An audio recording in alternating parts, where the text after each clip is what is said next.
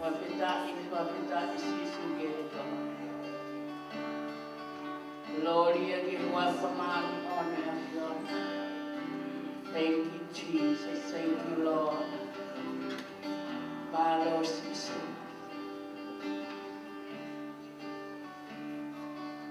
Wapita ipe mau wapita ike afion. Mawilo ko aho ko ni ko ke tu mo oni. Pea me he pekia. Whawheta ia tu sisu gereko. Ke toi tu ko ia mo ui o tai ngata pea tai ngata. Hallelujah, hallelujah. Te mau whawheta i mo mau whamalo, mo mau whahiki i ai huawha o e awhiona. Whawheta i sisu gereko, e koe tuarere ngahi e awhiona. Nai kei ki eiha mālohi au he tesi pea mo mate. Ke na puke ko i whaitoka. Praise your name, Lord. Hallelujah. Ko pau peke whakakakato ai mea na ke wholofola ki ai. Ko pau peke upekia, hiri ai aho e tolu pia mo e po e tolu, ko pau ke toi tu o mo oni. Ko ia whamana tua ia e mamani ko toa i he aho ko eni, ai toi tu o mo oni ai a Fiona. Whawhetai ke huafa maari oni ai a Fiona. Whawheta ia te tua koe mau hao ke saione a Fiona. O ke whaita tonu pe a Fiona ke te mau tonu. Ma whamalo atu koe uhi koe tāpua ki o ke tāpua ki a ki mau tonu. Ma whamalo atu koe uhi koe ngau e a Fiona ku ke whai ke mau mo ui sisu. Koe au mau hao pe. Ki he saione a Fiona pe mo e loto fia mo oni. Ke mau hiki pe. Ai huapa e a Fiona ke maunga taha pe ko. He ko koe ia koe tui koe o e ngahi tui, pea koe eiki koe o e ngahi eiki. Iyo. Tāku pe ia pea mehe kamata a ngā nāke iai koe, pea kuke iai, pea teke iai maua i pe ai a Fiona. Whawheta i atu eiki ki a Fiona. Ma whamalo atu koe uhi, ko whakatataha i mo ui ki mautolu. Koe whamini nahi a Fiona. Ke mau hao o hiki pe ai whawheta i mo e whamalo ke te koe sisi. Whawheta i atu e ki ke reko. E tamai o mau lotu koe hui koe ngāwe o e ahko en. O mau tuku atu ke te koe hono whora e ki tuku ke rea pe a lau maari a Fiona. Tuku e ke mau whaata ke te koe pa mo lau maari e. Pea mo hoko whora e ki te ke rea ke te ki mau tōru mo tamai. Whawheta i atu e ki ke reko. Tā pekina e kio kakai ke mau ai loto whaata ke riko e ki. Mau alo pe me heni ke hangau e makehe a Fiona ke mau mo ui sisu. Koe uhipe koe lau maari a Fiona. E ki mau whahi hiki pe hua wha o atu ai gloria pe mo e nau nau. Ke whateunga atu pe hua wha sisu. Ko koe ho mau wha mo ui. Amen. Amen. Praise the Lord. Hallelujah. Praise the name of Jesus. Hallelujah. Aftai ke eki. Kore pe e whai ngā maari e koe ni. E ke tahoki o tawhaki. Ko wakai atu po waka mo mea ki lalo. Ton ke tau pia pia e ahoni. Amen. Koe aho e ni toi tu uai ho tau iko si sukalaisi. Whamana tua. Whamana tua, ai toi tu umooni a tau eko si sukalaisi. Praise the Lord, amen. Pau ke malawa ke ki mea hako whawhilo aki ki o toko wato ane, mea toru lulu whawhilo aki a te ia. Talanki ai, o toi tu umooni a eko si sukalaisi. Praise the Lord, amen. Hallelujah.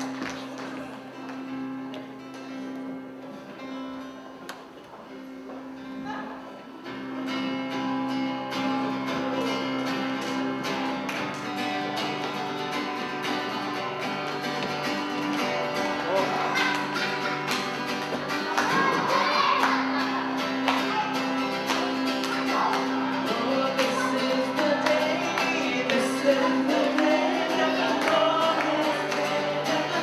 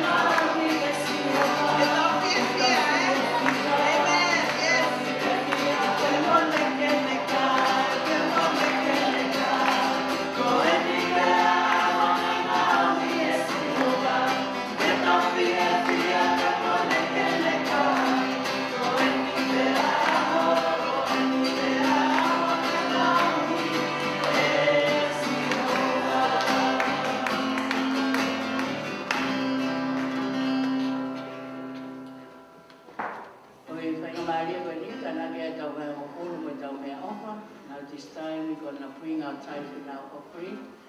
Hallelujah, praise the Lord.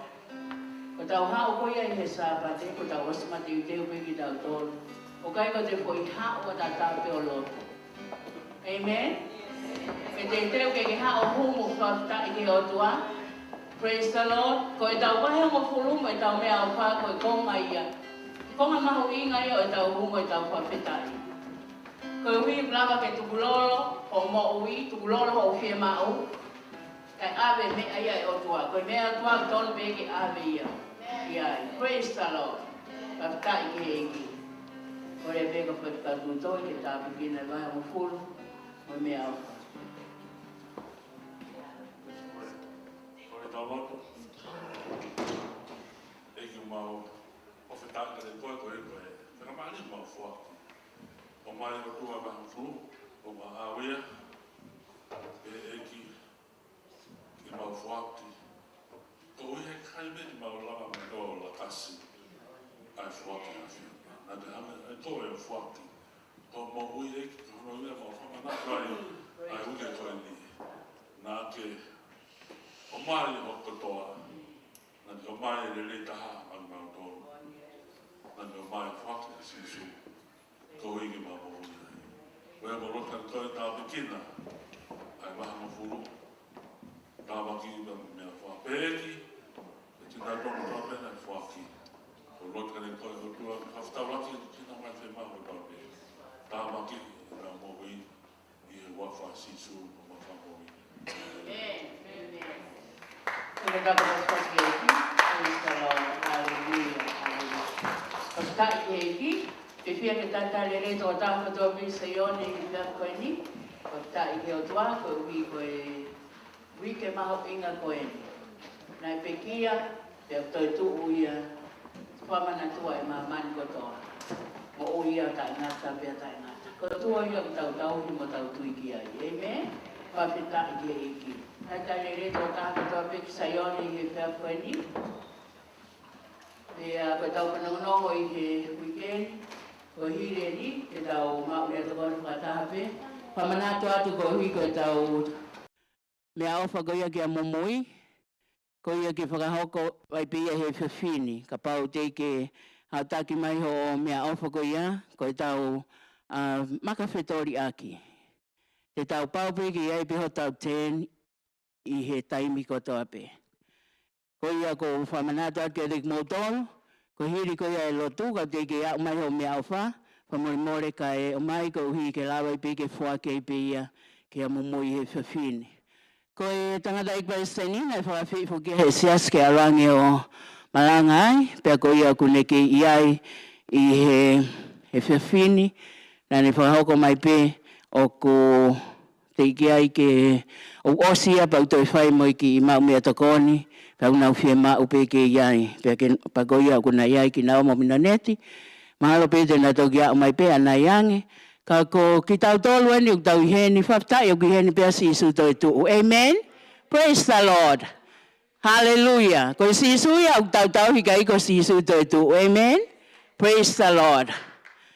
Whaftai ki heiki, ko ia he kai ke tau toi whaloloa, mahalo whai ai ki I items ai Sunday school, ko ia ko kore atu lewa ki ate ki mautolu ko ia, ka taki ka e whakahoko lewa ho mo ki items I he houani, malo.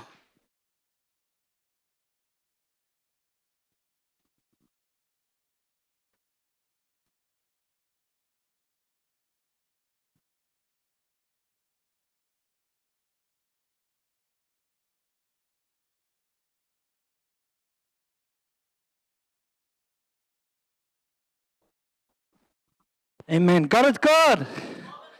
God is good. All the time. Amen.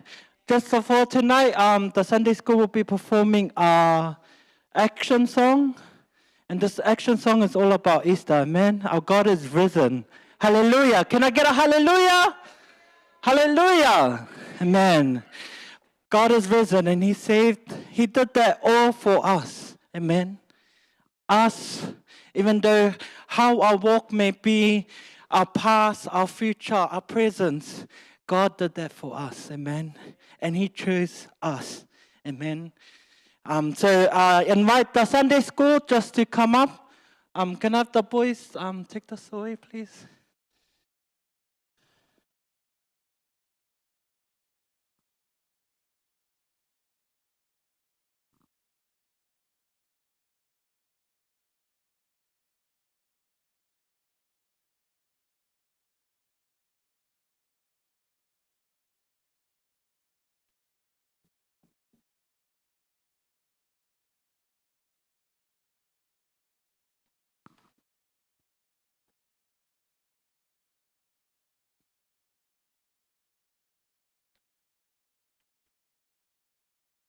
Sunday school, can we have you on stage, please?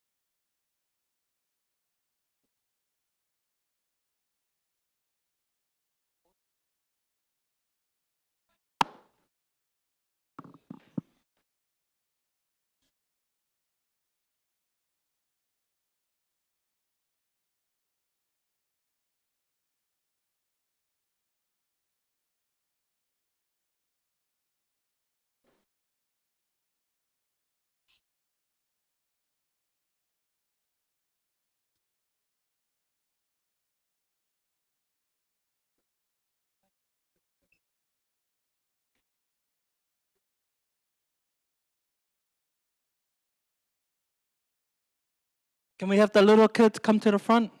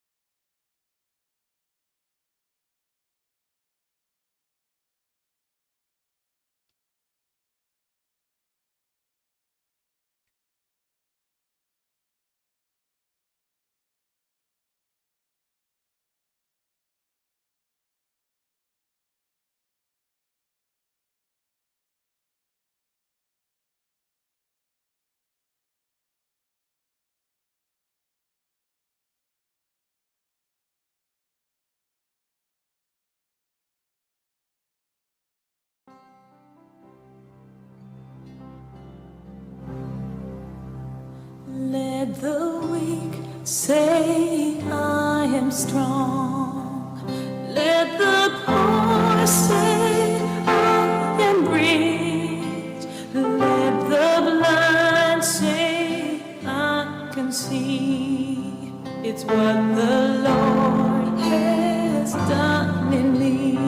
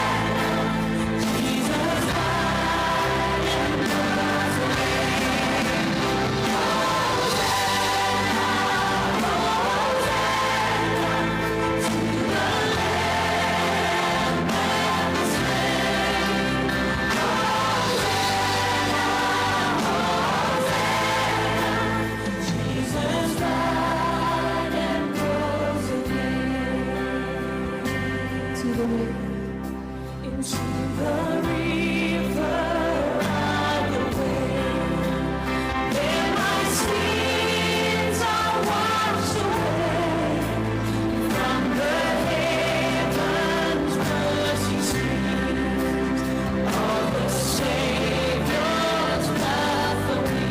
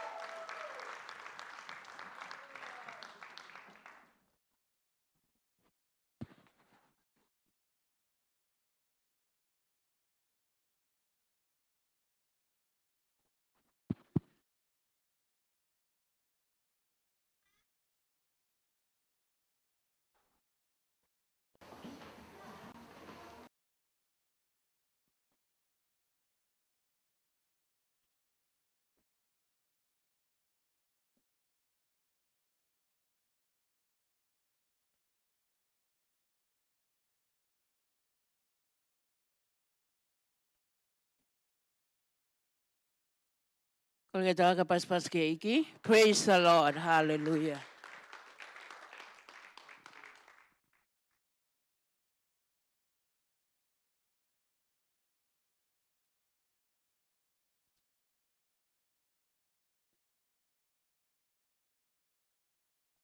Whawhitai ke otua. Amen. Praise the Lord. Hallelujah. Ko tui pena mo mauha wike tā puaki I he wike koe ni. Hange ko ia o whamanatua e mamani ko toa pe ai pekia pe mo toi tu ko ia ho tau eiki huhui ko eiki ko sisu kalaisi. Praise the Lord. I know that you have a great day this week, and also you have a blessing day today and also this week as for the whole world, the remembrance of what our Lord Jesus Christ did on the cross. Pea ko ia o tau whawhitai ai ki he otua I he aho maho inga koe ni. Ko tau lava mai ki he saione otua ko tau ilo awhi o he ni.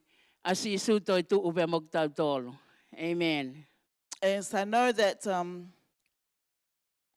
you're coming today as remembrance of what Jesus doing and also his risen. And not only that, but it's a very important day today for all of us. Pe oku tui ki ai hani ihi ia pe ikai Ka o whakamanatua ia e mamani kotoa pe. Whether some people, they believe it or not, but all the whole world, they remembrance of what Jesus did. Tau ilo o kia e ngahi tuia o kai ke nau tui ke nau tol ke eiko si sukalaisi. Ka o whakamanatua ia e mamani kotoa pe. And we all know that there is some religious, they don't believe for what Jesus is doing, but the whole world is they Pe remember. whakamooni pe whakafola ia atua, e pe luki e tui kotoa pe ia, pe a whakaha he matakari kotoa pe, ko sisu ko tui ia e ngahi tui pe a moe eiki o e ngahi eiki. It's the word of Whaftai God ke o tua. witness that Jesus is the King of Kings and the Lord of all, and the Lord of Lords. So every tongue confess and every knee shall bow that Jesus is the King of Kings. Hallelujah. Amen. Amen. Praise the Lord. Pe koi au tau i henik tau ilo pau, kua toi tu umaoni ai eiki, o ku toi tu uia, o mo ui o tai ngata, pe a tai ngata. As we all know that Jesus risen and he lives forever and ever. I he whiawhini ko whaampe ke tauhanga ke tohi ko ia mātiu wahe ko ia no waful māwalu. Mātiu wahe wawalu. Please, if you bring your Bible with you, can you look to the book of Matthew, chapter 28? E ko matanau ia me hono uloaki o vesi ki hono walu. I'll start read from verse 1 to 8. Ai au pehe. Pea kohiri a sāpate, pea kamata hoko e ulaki aha o iwike. Mo Naomi a mere Magdalene mo mere e taha ke wakai ki e whanua loto. Matthew chapter 28, start reading from verse 1. In the end of the Sabbath, as it began to dawn toward the first day of the week, came Mary Magdalene and the other Mary to see the sepulchre.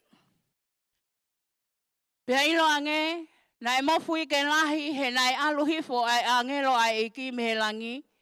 Pea ne whiriwhirihi ai maka me he matapa, pea heke heka iai. And behold, there was a great earthquake, for the angels of the Lord descended from heaven, and came and rolled back the stone from the door, and sat upon it. Na tatau hono mata mo e uhila, pea hinehina hono kofu o hange koe uha hinehina. His countenance was like lightning, and his raiment white as snow. Pena te a kaureo I he mana wahe ki a te ia, o nauri liu o hange koe kaumate. And for fear of him, the gibbers did shake, and became as dead men. Pea nea e angelo ki he ongo whawhine o peheange. Oa na mo mana wahe a ki moua, he o kou ilo o kumokumi a sisu, a ia na tutuki ki he akau. And the angel answered and said unto the woman, Fear not ye, for I know that ye seek Jesus, which was crucified. Vesi ono, o ku ikai I he ni ia, kua toi tu o hake ia, o hange ko ene rea. Moami o mamata ki he potu, na e tokoto ai eiki. Verse 6, He is not here, for he is risen, as he said. Come and see the place where the Lord lay. Pea mo ke wawe o tala ki he ne kaua ko ngā, kua toi tu uia me he mate. Pea wakai o alu mo aia ki a teki mo tolu ki ka reri, te mo mamata ki a te ia iai. Wakai ko tala ia ki a teki moua. And go quickly and tell his disciples that he is risen from the dead. And behold, he goes before you into Galilee. Veswalu, pene na o lewa me whanua loto, I he mana mahe mo I fie lahi, o na wherere o whakaha, ki ne kaua ko ngā. Verse 8, And they departed quickly from the sepulchre with fear and great joy, and did run to bring his disciples word. Ko tala noa koe ni o kuhape mo I he tohi koe alu ke wahe koe hano ua wha, ka mata pe I he vesi ulo aki, ka hei kai ke tau toi lau ia, te tau hoko atu ki tau tolu. This story is also in Luke chapter 24, start from verse 1. Whamatala e whola koe na tau lau, ai hau ai ongo whawhine koe ni, ke na hawa o mai ai ngahi, Mea whakanam lelei pe koe matalai a kau ki e whai toka pe koe whanua loto koe ni o sisu. This scripture we read, these two women came with flowers and ornament and spice for the tomb. I kai ke na amanaki ki na ua ki he mea koe ni na e hoko. They don't even expect or know what was happening. Ne ongo na os whakaha e sisu ke ne kaua ko ngā, pe ne whakaha ke he toko lahi, I he taimi ko ia na e kei mo ui ia ia sisu te ki ai ke pekia. Even though Jesus told his disciples and also some other peoples what he will do before he did. Ko pau ke died. pekia ia, ko hili pe aho e tolu ko pau ke toi tu umaoni ia. He will die after 3 days, he will risen. Mahalo piki he toko lahi a te ki nau tolu, na i ke nau tui ki nau tolu, ki he mea na i whakahange e sisu ke te ki nau tolu. Maybe some of them, they don't believe what Jesus told them. Ko tui ok pehe pe toko lahi a te ki tau tolu, kau kia ha mea wholofola mai o tua, he taim lahi ok tau tau pe tau mo ui, pe hange ok tau whakawhehu ia pe he taim lahi. Some of us, we have the same thing. If God says something or told something to us, we never believe it and also we questioning. Kai ngaro ia te ki tau tolu ok tala mai, kau kia ha mea wholofola ke ia o tua, ko pau ke whakahoko pe ko pau ke whakakato e mea ia ko ia. But we forgot, if God says something, he will fulfill his word. Tala mai na ia e mofui ke lahi na e hoko, aia koe hau ia e ongo angelo koe ni ke na hanga o filihi pe koe na hanga o to o e maka koe ni pa me whanua loto koe ia o sisu. Whapita i ke ho There tua. was a great earthquake happen. That means the two angels came and opened the door for the Aia tomb. koe kakato ne aho e tolu koe na uhinga ke ia sisu, ko pau ke toi tu umaia i he aho hono tolu. Hiri This koe is ia hono tolu. completely 3 days when Jesus died and he was risen from the dead. Talanga le mahe angelo ke ongo pipine koe ni ke oua te na mana wahe. Praise the Lord. The angel told the two women, do not be afraid. Na mahino ke angelo ai mea o ku whekumi kai e ngo pipine koe ni aia ko sisu. The angels understand what the two women looking for. That they are looking for Jesus. Ai au asi ko ia he vesi ono ene pehe. O ku ikai i he ni ia, kua toi tu ia o hange ko ene lea. Amen. In verse 6, he is not here, for he is risen, as he said. Momi o mamata, ki he potu ko ia na e tokoto ai eiki. O ku ikai Come and kene see iai. the place where the Lord lay. He is not there. Kua toi tu ai eiki. The Lord is risen, O hange ko ene lea. as what he said. Amen. Praise the Lord. Hallelujah. O kuhanga e luke toi whakaiki mai I he tohi koe a luke vai wha vesi ko hono nima. In the book of Luke, chapter 4, verse 5, there was the details. Luke vai ua wha. Luke chapter 24, Vesi hono nima. Ai au pehe. Pea ihe e nau mana wahe mo tu lolo ho nau mata ke kele kele. Na e pehe e ki naua. Kia te ki nau tolu. Koe hao ku mō kumi ai mo ui I he potu oi mate. Praise the Lord. Luke chapter 24, verse 5. And as they were afraid and bowed down their faces to the earth, they said unto them, why seek ye the living among the dead? Koe hao ku mō kumi ai mo ui I he potu oi mate. Why seek ye the living among the dead? O kui kai I he nia. He is not here, Pa kua to'u hake ia. Amen. but he is risen. Koe hao ku mō kumi ai mo ui ki he potu oi mate. Why seek ye the living among the dead? Na hanga he angelo fuka mahino ke hango pepine koe ni.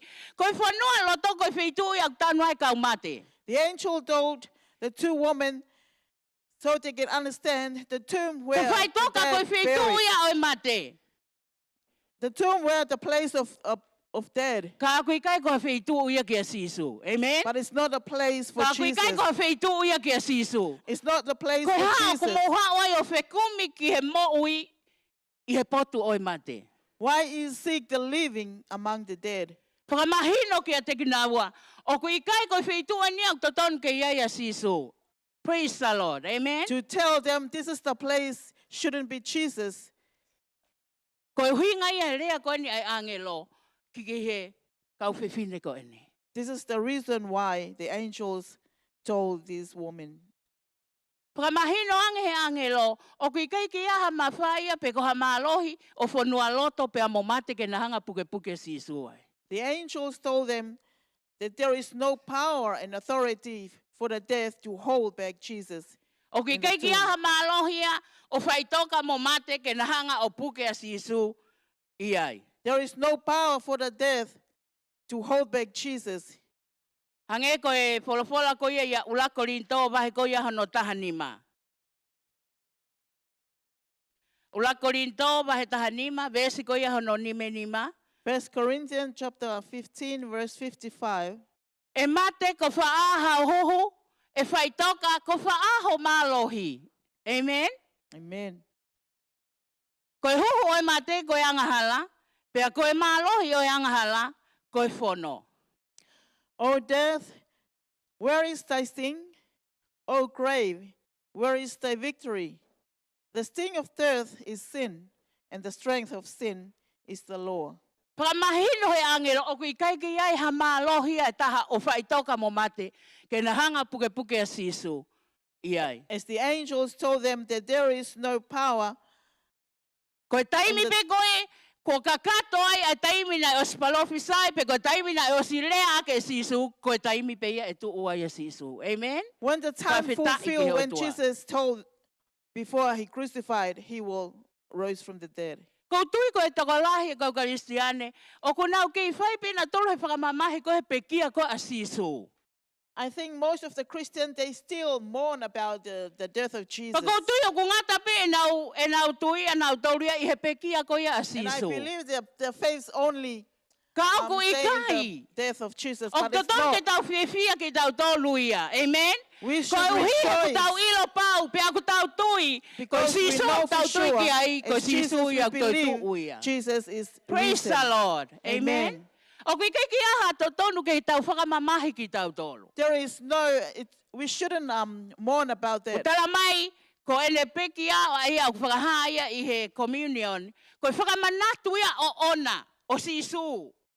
Amen? His death was showing on the communion, that's mean a remembrance of Whamanatu ia o e Jesus. ngā ue na ane whai mo e ofa na ane whai ki a te tau tolu. That's the remembrance of what he doing and he loves O for koe ke tau us. te whamanatu e ki tau tolu ia, e tau ngahi anga halako i ngahi ko osto o ia e sisu. We're not remembrance of what, Osto o ia e e karevare, ko osto tuki ai. we not remember of our sins Ko because ahala i he Jesus ane a already fi took mo e it. ahoni mo e nailed it kahau. to Praise Calvary. the Lord. Amen? Your Tau sins sio today ai, and the ki he future. o toa o tau tau hiki ai. And we see the Lord that we serve. Pea koe me au to ton ke tau whiwhia i ka inga. And this is what we will Ko rejoice. whaloto lahi ke te tau tolu te ria nau ki ai hani ihi au peheia te tau I tolu. encourage all of us today. Ko ose ato e Otherwise, some of wike ia, us, we will o kei still whai mourn. pipa ka mamahi ia.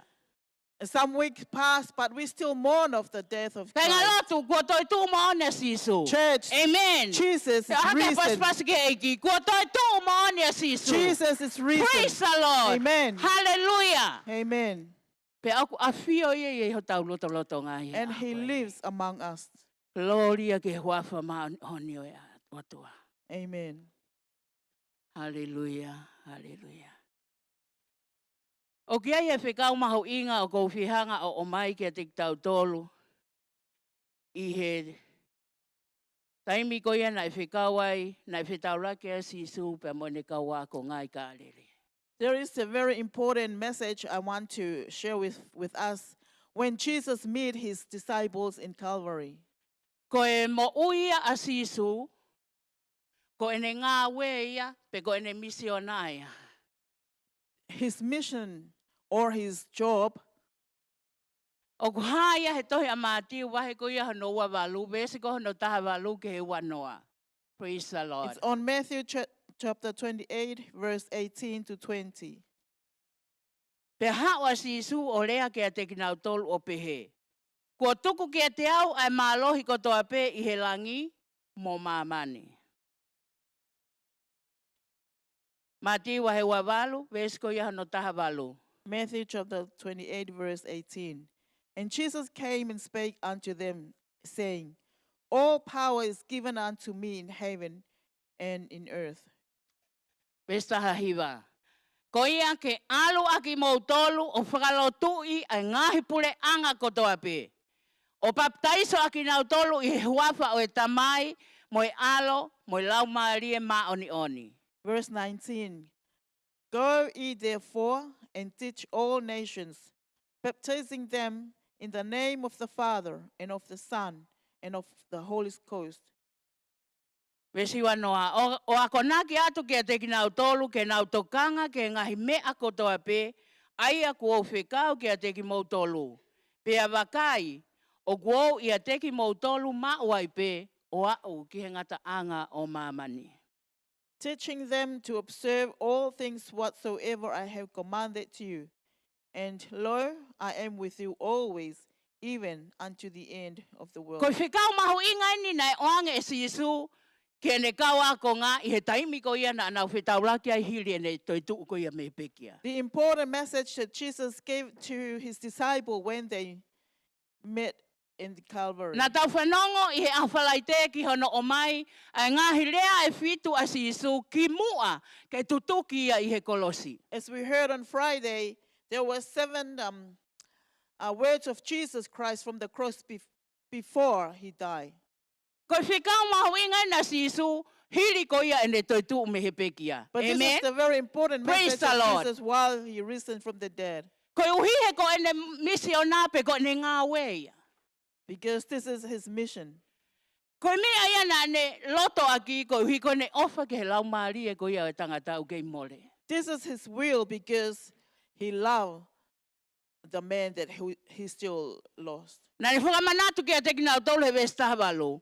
He reminded them on verse Ko 18. tuku ki a te au ai maalohi ko toa pe i he langi pe a mo mamani. All Amen? power is given unto me in heaven Aia and ko in ki nau earth. tolu ko toa pe o ku nau mau, pe ku nau mui mui ko ia kalaisi, o ki a te ki nau tolu ai maalohi ko eni, o mai e si Isu ki a te ki tau tolu. All of them, they are the follower of Jesus Christ.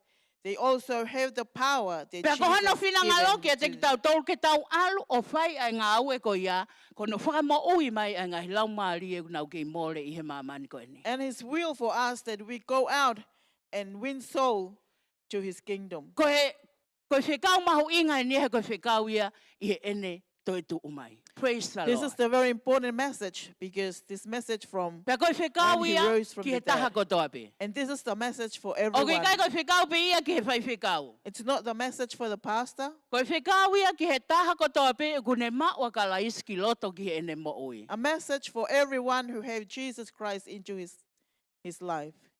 O ko whihanga omi ha tanoa whatata i he tohi tapu whekau aki pea mo ngā ue ko ia sisu, i he tohi ko ia alu ke wahe ono taha hiwa.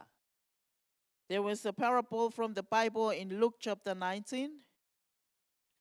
Ko tui ko tala noa nia ko mahino pea ilo i he toko taha ko toa pe, a tala noa ko ia ke sa ke asi. I know everyone knew this story about Zacchaeus. Luke wahe taha hiwa, vesi ulo aki. Pea nai whanonga to asi isu i se riko o aluai. Pea wakai, ko tangata ko sa ke asi hono hingoa, ko en mata pule ia i he kautana ki tuku hau. Pea nai koloa ia. Luke chapter 19, read from verse 1. And Jesus entered and passed through Jericho. And behold, there was a man named Zacchaeus, which was the chief among the publicans, and he was rich. Nai hori ke mamata pe tokanga pe koe tangata o whewhea sisu. Ka nai e kai ke mawhai ia ko uhi koe kakai he koe puku ia. And he sought to see Jesus, who he was, and he could not for the breast, because he was little of stature. Pe nai lele mo aia o kaka i he akau koe sugamino, ke mamata ke a te ia koe uhi koe ene aluange ai. And he ran before and climbed up into a sycamore tree to see him. Pea kua hoko a si Isu ki he potu, na ne sio hake o mamata ki a te ia. Pea ne pehe ki ai. Sa ke asi, aluhipo ke vawe, he te unofo iho wharehe a honi. And when Jesus came to the place, he looked up and saw him and said unto him, Zacchaeus, came haste and come down, for today I must abide at thy house. Pea whakawawea o aluhifo o ne tali ia I he whiwhia. And he made haste and came down and received him joyfully. Pea kona o mamata ki ai, na nau launga kotoa pe o pehe. Ko alu ia ke nofo mo tangata angahala. And when they saw it, they all murmured, saying that he was gone to be guest with a man that is a sinner. Veswalu. Pea tuha ke asa ke asi o ne pehe ki he eiki. Eiki, wakai o kou fuaki hono waeua o e kukoloa ki he masiwa. Pea ka pau ne uma o hamea I he lohia ki I hataha o kou tu totongi o riunga whaa ki a te ia. Verse 8. And Zacchaeus stood and said unto the Lord, Behold, Lord, the half of my goods I give to the poor. And if I have taken anything from any man by false accusation, I restore him fourfold. Pea pehe e sisu ki a te ia. Kua hoko I he ahoni ai whakamo ui ki he whareni. Koe uhi koe whoha whoki ia o e palahame. This day is salvation come to the house, for so much as he also is a son of Abraham. Vese hongo fulu. He kua hau ai whoha o e tangata, ke kumi mo whakamo ui ai a kua mole. Praise the Lord. Verse 10. For the Son of Man is come to seek and to save that which was lost. Mahino ke he taha kotoa pe ko sa ke asi ko tangata tanak tuku hau ia pe ko ianga halai. Everyone knows about Zacchaeus. Lau hifo ai polopola koe nā tau lau ai pe mau koe ai sa ke asi kene wakai kene mamata pe ko tangata whewhea sisu. As we read the scripture, Zacchaeus wanted to know and to see what about Jesus' Koe hori life. koe sa ke asi ke sio koe hui nei kai ke malawa toko lahe kakai ka koe ki tangata ia kupu no. But when Zacchaeus tried to see Jesus, he couldn't look Jesus, or he couldn't see Nei kai ke Jesus whi maari pe because sa he's ke asi too he to short. unga koe ia o ene no, ene He pukupuku. wasn't satisfied of what he is. Nane because he was whakau pe so- nane hori ke hamea ke small. malama ke ne mamata ke sisu. He trying hard to have He to te find kia ke something to see whetauaki Jesus, ia pe mo tangata ko as ni ko he never sisu. met Jesus. Koutui nai whanongo pe ai ka au te kai ke mamata pe whetauraki pe mo sisu. Maybe he heard about Jesus, but he never met. Koe me nai hoko Jesus. nai lele lewa kaka he fuaka au hange koe taurau koe ne talanoa koe. Therefore, he ran and climbed the tree. Pa whetai nai awhio e sisu asa ke asi. Praise the Lord. Praise God, because the Lord Jesus knows Fola Zacchaeus. hake a sisu ke asa ke asi. Aluhifo he te ta iho whare mo koe i he ahone. And Jesus said to Praise the Lord. Zacchaeus, Tau "Come sio, down." mai he mo ui koe asa ke asi. Ene fia koe alo ine o tua e hau ki hoku whare. And we see the life of Zacchaeus was so joyful. He knows that the Son of God will come to his house. Tala mai kai sio ate kakai. Sio at koe kaulo tu en mau sio at koe ka sisu. O alu ia ke whare koe no e angahala. And the Tangata angahala people koe ni. saw him. This is Alu e whakaanga. So atu religious kona ko people. alu ia ke whare e angahala. They mock him and O they, kune ilo ia sa ke asi koe futangata tanak tuku hau futangata and they tahain. say, must be he should know Zacchaeus, he is a deceit and he is Koe the. anga ia sio atu koe atangata pe meitua. This is how men look from outside. Ka koe kalasik mo ui e ni o whaka amo sisu ia ke au ki ai. This is the kind of Amen. life that Jesus need to. Tei mirahi o koe ke tau o ki Meet tau them. tolu ia, ki a tahu tau sio tau tolu koe tamai koe nana e hā ia I he kuohiri. Koe Sometimes- tangata na ia o, ka e kai ke alo au ke whiwhine, koe whiwhine whakauria na ia. Sometimes in the past, we saw some people in the past, O mau we ilo koe don't need to kakai go a whie there. mau mai he eiki ke tau au ki ai. And to know this is kind Praise of the people Lord. that Lord want us Amen. to go and meet Tala them. mai nei hao e whoha tangata ke kumi mo whakamo ui ai a kua mole. Amen. The Son of God came to seek and to find for O those who koe are ke lost. whakakalakala se anga hala ia koe ke tawa o koe ki ai. Ko It's not sisu, na e ha upea sisu, ta tawa I pepe koe ha, a lahi o e anga hala o hange koe tangata koe ni, na e alo sisu e koe nolo to whare. Jesus rich or Jesus go to any sin. He doesn't classify whatever kind of sins that you are, but he can go Pea to koe any. veresi ko na wafulu e ne lea ko pehe. Na ha o foha e tangata ke kumi mo whaka mo ui aia na e mole. O kou tui o kui kai ke uhinga pe ia ki he whahinga ko ia o e tangata. In verse 10, for he said, for the Son of Man is come to seek and to save that which was lost. Doesn't mean for only the mankind. Ka ko uhinga ia ki he mea kotoa pena e mole. Mea kotoa pena e hanga he te volo o kai ha asi. Me ho o mo ui. Amen. Ko pekia mo toi tu ko ne akalaisi. O kuia e malohi ke ne whakafoki mai e ngai mea ko ia ke te koe. This Amen. verse that means not only for the mankind, but also whatever the devil took from your life will bring it back to you.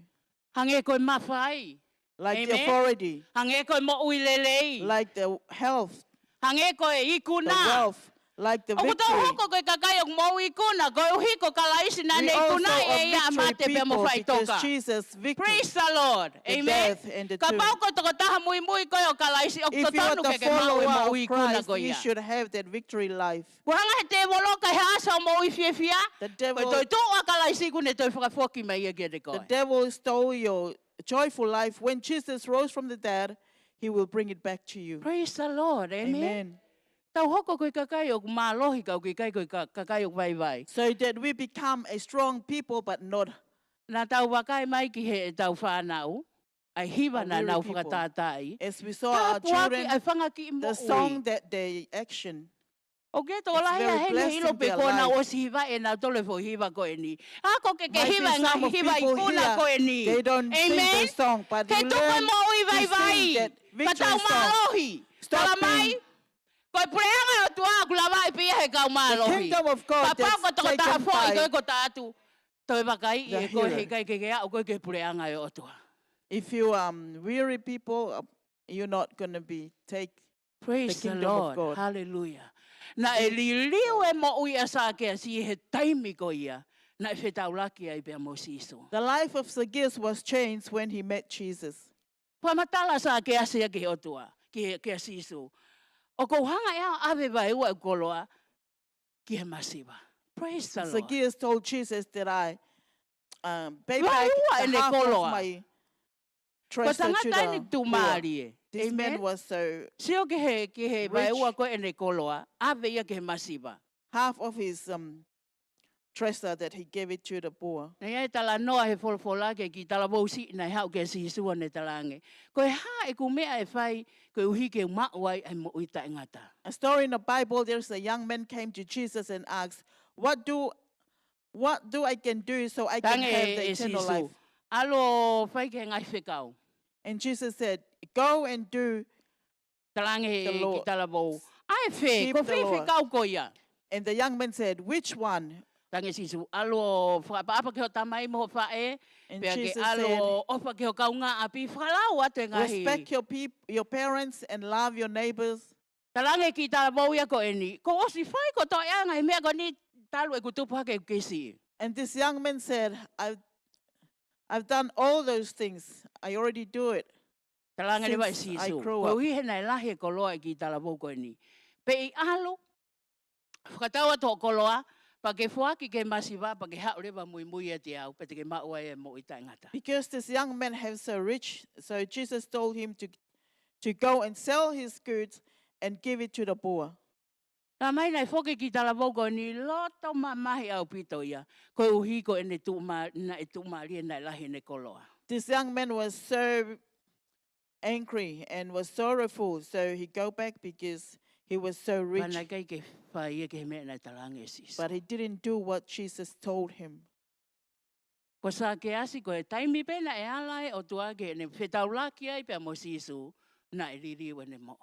But for Zacchaeus, by the time he met Jesus, his life was changed. Ka pau na aku mau ha mea whaka maalohi mi hataha o ko hanga e au to e liunga whae mea ko whuaki ke he toko taha ko ia. If I have something from forcefully from someone, I will pay it back 4 times.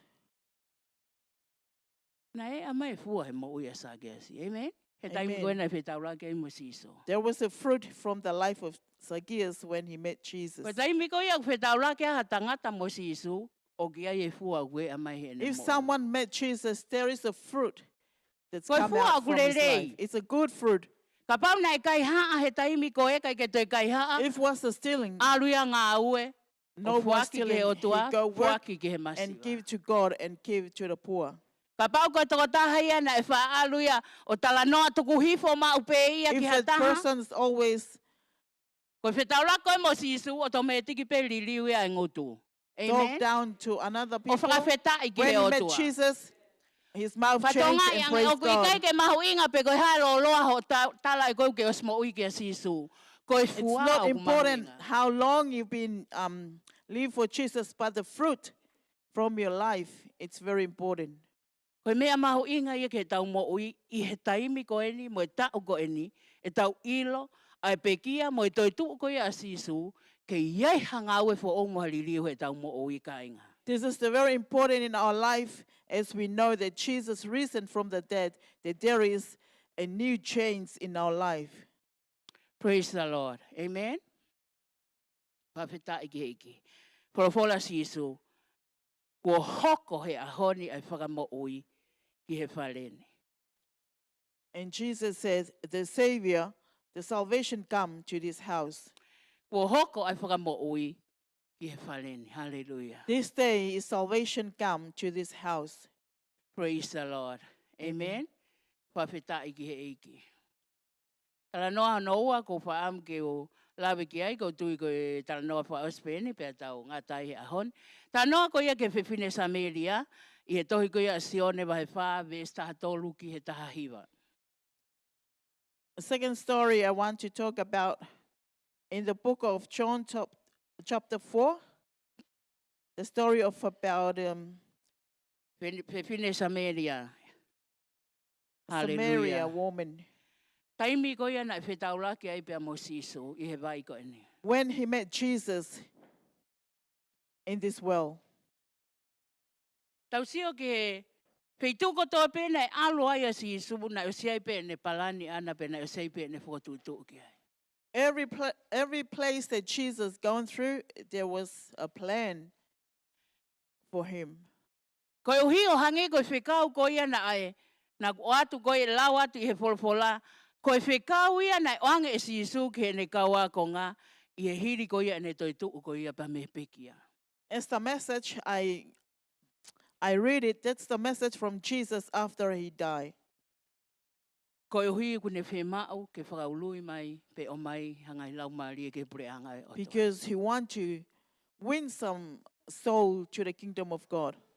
Taimi ko na whetanga no ake a sisu pe mo e whewhine ko e ni, When Jesus talked with that woman, kai ke lawe ilo i he whewhine ko e ni, ko sisu en ko e alo en o tua mo. that woman doesn't know this. This is Jesus, the Son of God.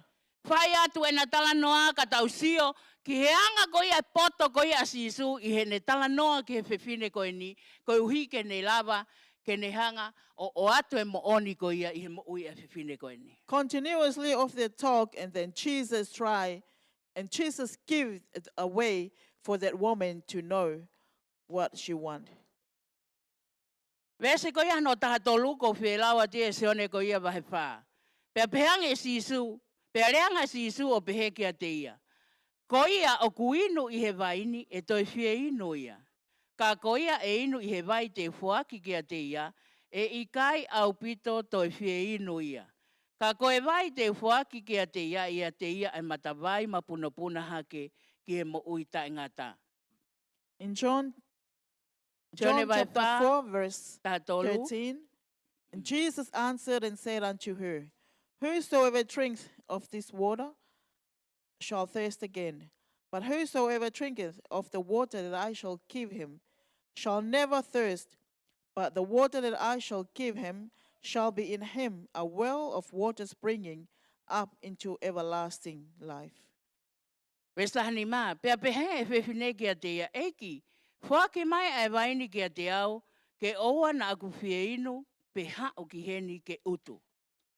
Verse 15, the woman saith unto him, Sir, give me this water, that I thirst not, neither come neither to draw. Jesus, Vesta hano. Petalange si suki atea. Alu o ui mai ho mari pe ha o ki hene. verse 16, and Jesus saith unto her, Go, call thy husband, and come hither. Peleanga e whewhine o pehe. Oku i kai haku mari, pe tala e si suki atea. Oku mo oni ho olea, oku i kai hao mari. The woman answered and said, I have no husband. And Jesus said unto her, Thou hast well said, I have no husband. Vesta havalu. Talange e si isu. Hena ake mao e mari e toko nima, pe a koia oku ke mauni, oku i kai ko ho mari ia. I he mea koia, ko ke rea mo oni ai. Verse 18, For thou hast had 5 husbands, and he whom thou now hast is not thy husband. In that saith thou truly. Pe a pehe e whewhine ki atea. Eki, ko iloni koe palo fita a koe. The woman saith unto him, Sir, I perceive that thou art a prophet. Koe whewhine koe nina e mo ua i he whiawaki. This woman was in idolatry. O kai kia hanga hala e fulahi ke tai whamole mole i esiso. Amen. There was no sin. It's great for Jesus to forgive. Ke tala noa koe na esiso na kai ke toi pehe ke toi hanga esiso ia whapuripuri ai hanga hala koe na mo ua e whewhine koe ne. When Jesus talked, he didn't hide what that sin woman go through. O ku maho inga ke taurea aki ai ofa, ai mo oni i he ofa. It's very important to speak the truth with love, O hange koe mea koe na rea ke esiso ke whewhine koe. as Jesus said Nai to the wakai woman. esiso o ku maho inga fo ilau maari o e whewhine koe ne. Jesus saw his spirit, his soul was so important. Pe tatau ai pepe mamahi pe hai whiwhine ki ai ka kua pau ke ne hanga o atu e mea o kune iloi o tono no wai whiwhine koe ne. Whether that woman like it or not, but he want to give whatever that woman for short from that. Koe taimi koe u tau alo ai koe whai koe ha tau a ahi ki hataha. O maho inga e tau lotu ki he otua. Amen. If we go and visit for someone, it's very important to pray to O whie God. mau ke tau lotu ki he poto ai otua ki a te tau tolu. We need to pray for the wisdom of God in us. Koe hui he taimi koe ke tau alo tala noa ai pe mo i kakai mantui koe kakai anga hala ane u whie mau ke tau alo ki ai. When we go and talk with these people, remember this is the sinner that we go Pe i to he talk with them. kutui i he whaunga ai otua. Tene hanga pia o mai e poto ki e te koe. Mo i rea to tonu ke whai ki he tokota. And I believe by God's way, He will give a way and a words to say something He to ku maho inga that hono fo i person. lau maria o e tokota Because hakoia. his soul is very important. Ke tala ki e te ia o ku whie mau ke whatomala me he anga hala o mo oai. To tell that he should be repent. Koe uhi he ku maho inga ke whakatomala e kakai ke nau tafoki ke eiko sisu kalaisi. It's very important for the people to repent and turn to Jesus. Hallelujah. Amen. Amen. Amen. I he tohi koia a luke vai koho no wa wha ves wha fitu o pehe. Pehe sisu. Pea ke malanga aki e whakatomala, mo i whakamole mole o e anga hala, i hono hingoa. I he pule anga kotoa pe, o fuo whai i Jerusalema. Luke vahe ua wha, vesi ko ia hono wha fitu. Luke chapter 24, verse 47.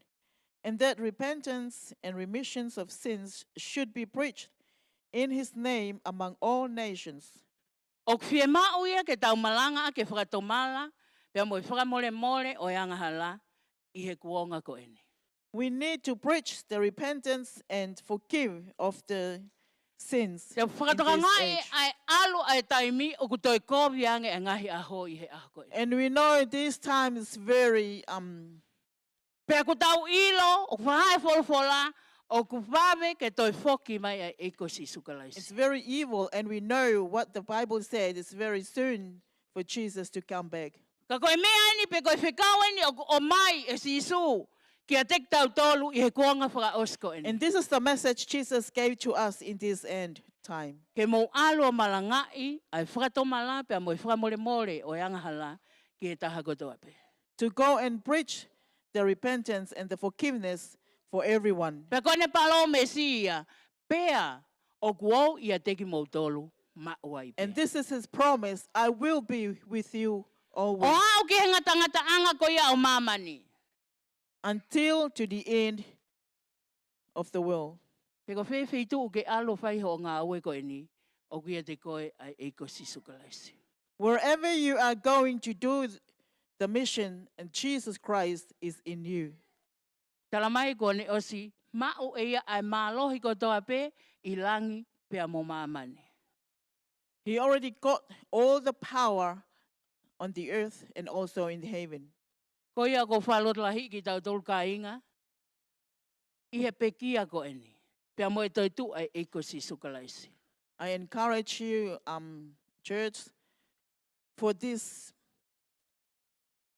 Koe ke uhinga ia ke alu koe o whenga ke alu koe ki Australia, pe ke alu ki whe, ke alu. Ka aku ke ilo I pe koe hataha heli o ke whe mau ke vahe ke wholwhola o toa. Tala pe koe mo ni ki he toko taha koe. Doesn't mean that you go overseas, but if you know anyone here that you need to tell them, just tell them. Ka koe The mea love pe of te ria God. pia e toko taha koe ia pe te netari e mea o ke o atu. Ka koe mea maho I ngā ku ke o atu e whekau ko ia. O ate o toa ke te koe ke awi ki ai. But it's up to them whether they accept it or not. But for you, you already tell or give the message of God. Patawangi o tua ke neanga o tāpikina ki mo tolu wha ampe ke oana ngalo e wholofola koe ni mo I whikau o mai ke te tau tolu. I he toe tuu koe ni ai eiko si sukalaisi. May God bless you all, and I want for all of you not to forget the message that Jesus risen from the dead. Pua mo ui hangai lau maari e ki he pureanga e o tua. Amen. To save some soul to the kingdom of God. Praise the Lord. Amen. Pua whita I ke iki. Patawangi o tua ke ne whai tāpikina ki mo tolu pia mo I wholofola. No wha am ke vahe I he whiaf koe ni ma ki tau tolu. May God bless you all with the scripture that I share with you today. Ko e hoa ko e ni, ko koreat ke a whaifkau tūtoi, ke katak mai o whahoko a e tau communion, koreat ke haviri, and true ke mo kataki ka mo o mai e communion ki heni, I he a hoko e ni. Whafta I ki he otoa. Koreat taka pas ke iki, Amen. koreat lewa whaifkau tūtoi, raba mai. Pastor Tutoy will come and do the communion.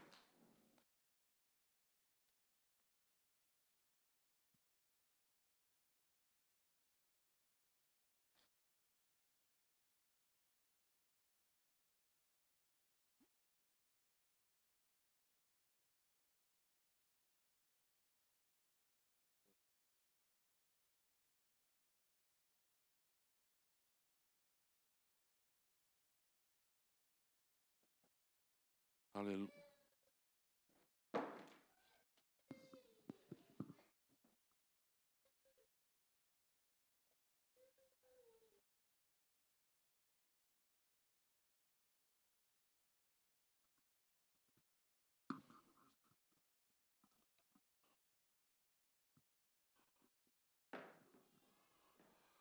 Now we are coming to the conclusion of our praise and our worship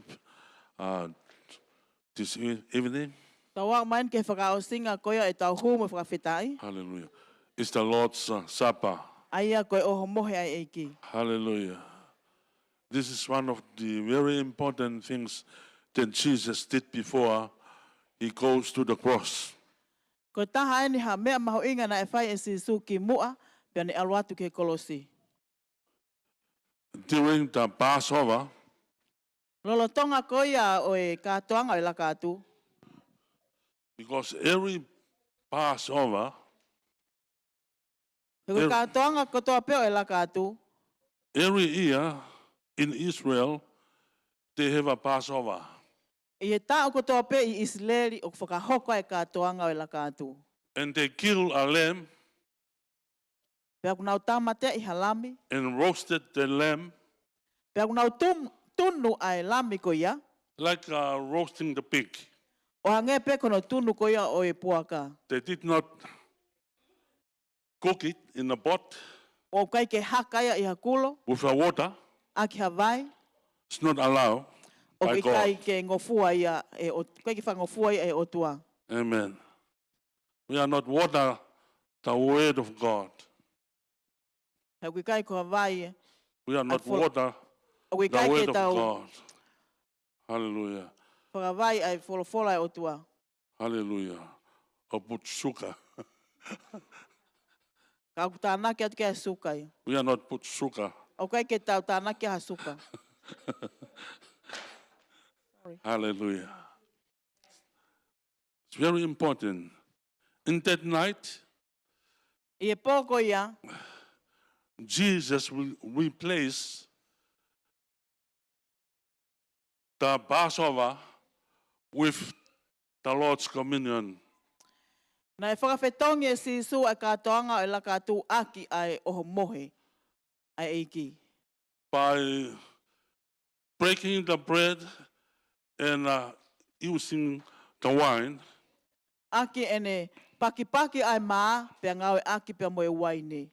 and no more eating the lamb. O I kai ke te whai, ke te kai ai lami. But he do this, the Lord's Communion, to remind us what he did on the cross. Kāna ane whai e ni ai oho mohe e eiki, ki whakamanatu ki a te tau tolu ai ngau e ane whai e kolosi. And no more roasting a lamb every year. Ko ia, koe ke te whai hatunu lamia I he tau kotoa pe. To bring the lamb and they celebrate together and eat the flesh of the lamb. Ke nau omi a lami, pe nau kātoanga whakataha, pe nau kai e kakano o e lami. It's no more. O kai ke te hoko ha mea pehe. You replace it with a piece of bread and the wine. Aia o ko whakawhetongi a kia ai ko ngā mā, pe a moe waini. That's what they did in the Old Testament. Ko mea ari na nau whai I he whakawa motu a.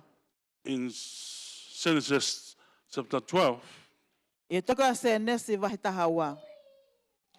God told Moses to tell every head of the family, especially the man in the family, Nai tala he o tua ki a Mosese ke whekau ki he ulu koia o e whaamiri ko toa pe aia ko e tangata ia. to plot a lamb, to bring a lamb, Ke, and on the 10th of the month, ke omi ai lami I he aho hongo fulu koia o e mahina. and set aside for 4 days. Pea tuku whakamawahe ia ki he aho e wha.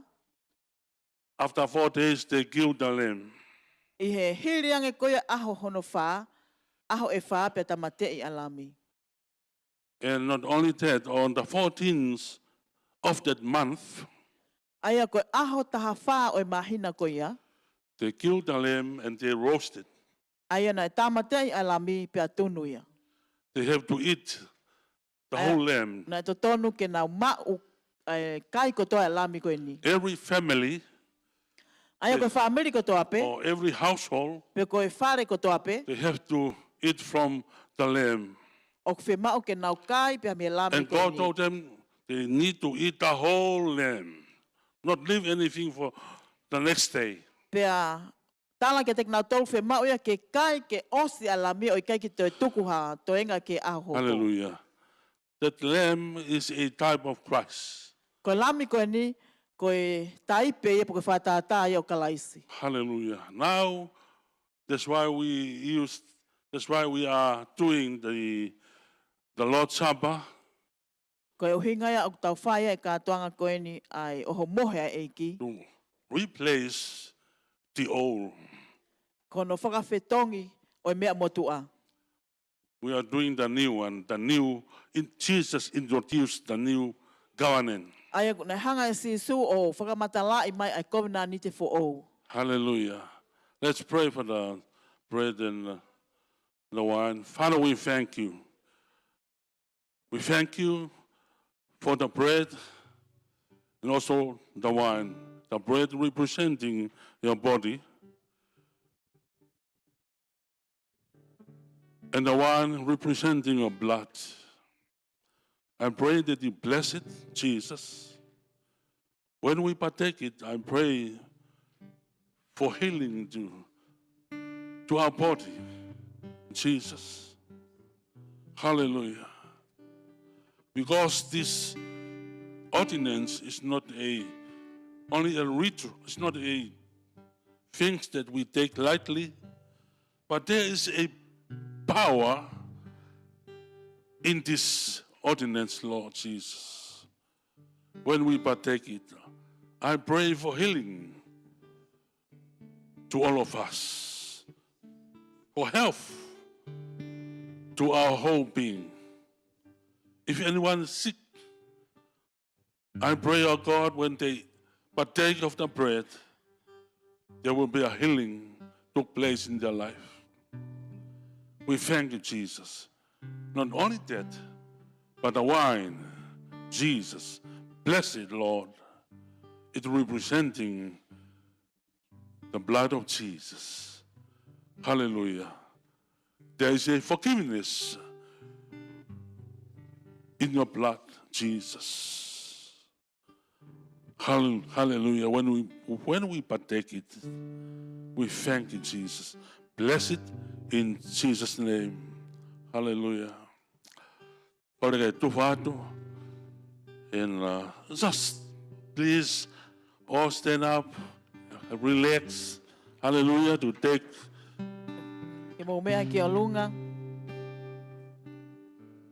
Hallelujah. Should be an exciting time for us to receive the Lord's Supper. Hallelujah. To remind you and me what Jesus did on the cross. Hallelujah. Amen. When every time you eat the bread, it's remind you the body of Jesus. Hallelujah. How he go through the trial. How he go through the whipping and hallelujah. And all the stripe on his body. And the blood that set on his body, they come out of his body. Hallelujah. How he go through this pain and agony.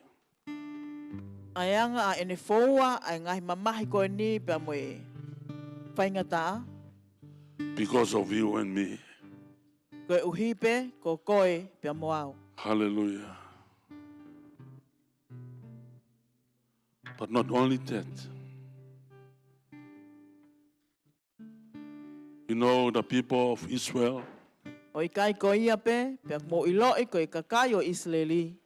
When they partake from the lamb,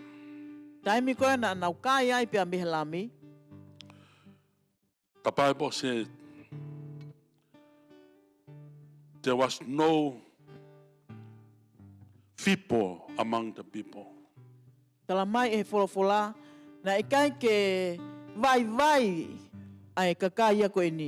When they come out from Egypt, they are an army. They come out as an army of God. They are ready. Ready to depart from Egypt. And ready to face anything that they were facing in their journey.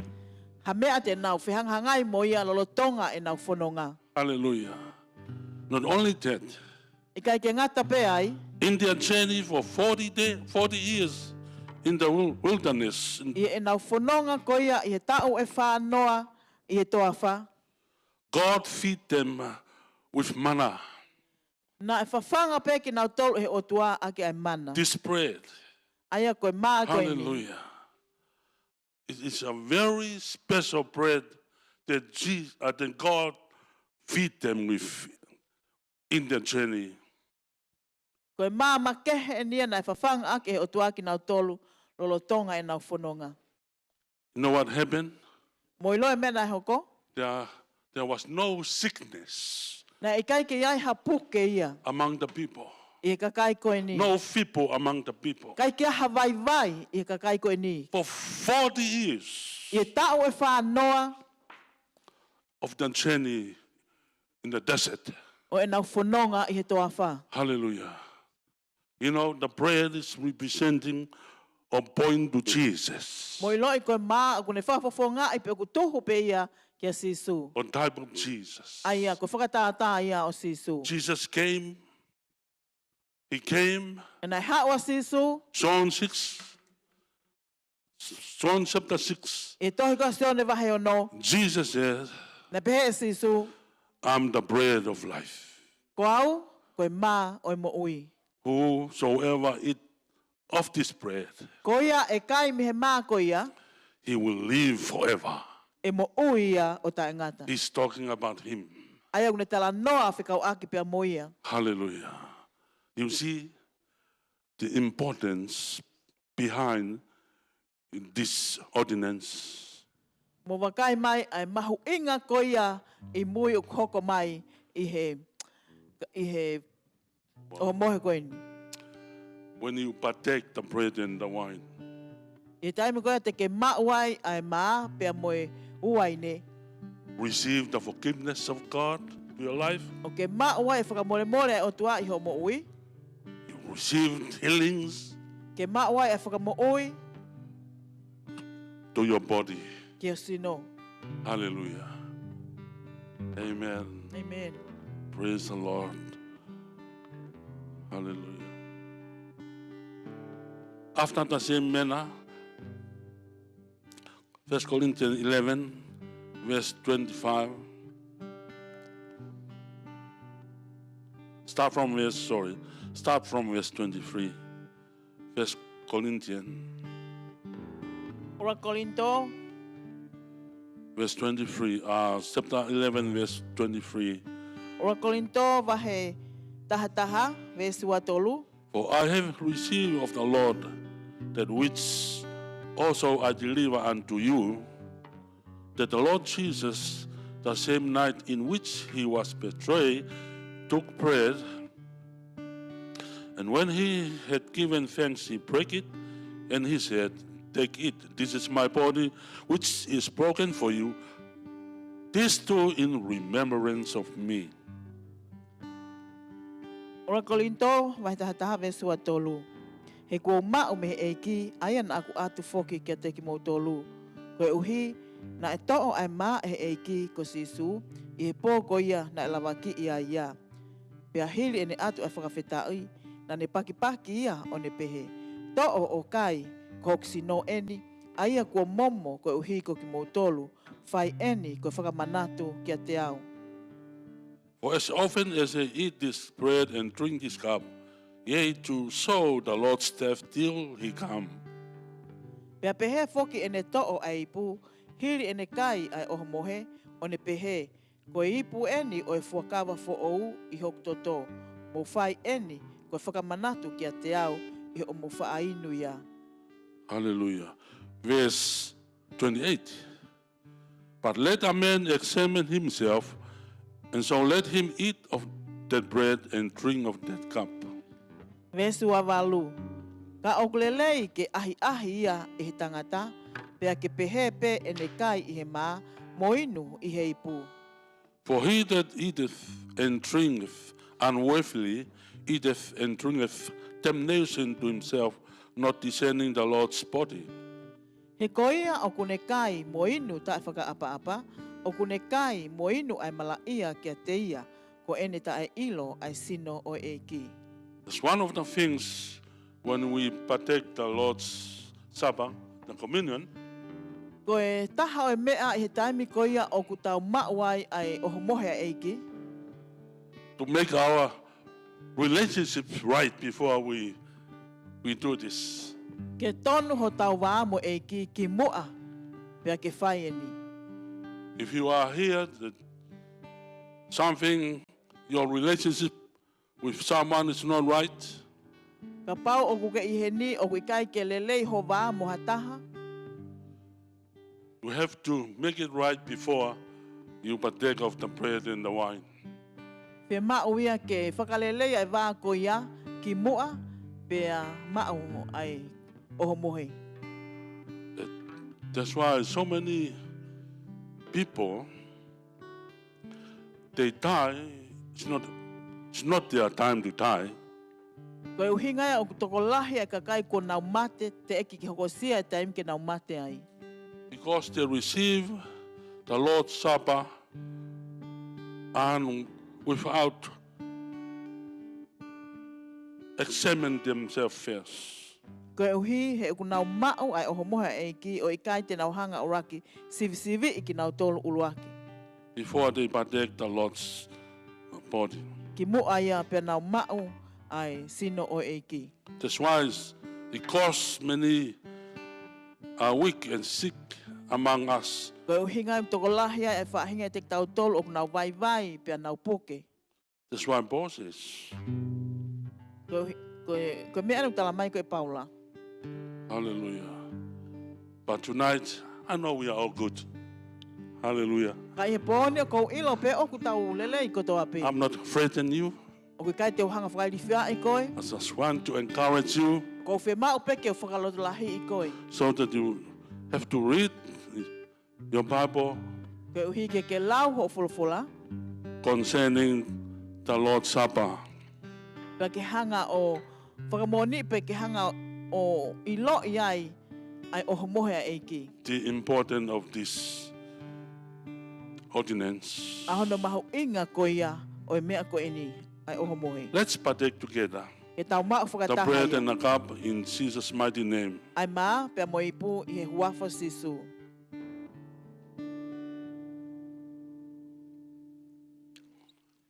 Hallelujah. Thank you, Jesus. Hallelujah. Aka whaweta ke. Whamalohi o tua. Ko hi koe. Ko ene pekia ma koe be moau. Hallelujah. Folofola. Ahoni. Whaweta ke koto e tua si Isu. Amen. Hallelujah. Lea angelo. He's not here. He's alive. Hallelujah. God bless you. Tabaki mato eki. Kore tau whao sebe. Let's pray. Father, we thank you.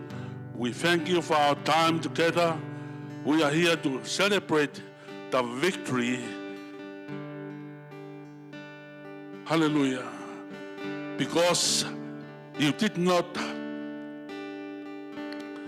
live in the grave or stay in the grave, but you rose again. That is the good news. And we thank you, Jesus, because there was no power that will stop you. Even the seal of the Romans, they sealed the tomb. But there is power in the name of Jesus. Hallelujah. No seal, no power can stop you from risen again. We thank you. Whawhetai ka koe eki. Ko hi ka ke hato e mālohi nā mono silai o tua whanua loto e he kauloma. Kana kai ke lawa ke na hanga puke koe si Isu. Ko hi na ke toi tuu koe i he mālohi o e laumare manoni. Ko e ongongo I kuna ia, ongongo whawhiawhia ia, ki a teki mautoro eki, Pe au tonu ke mau whawhetai fia e mau maui I ako toa pe. Ko hui ko I kuna koe na ke whai I kare wale sisu. Ko hui ko I kuna ko ia na ke whai na ke toe tu hake mi whai toka. Pea ko e uho ia o tua ai kosperi ko pure anga na ke toi tu me mate. Whawhetai ka ne koe. Tāpa ki e tō tāko toa pe. Bless everyone in Jesus' mighty name. We pray. Amen and amen. God bless you. Hallelujah. Thank you.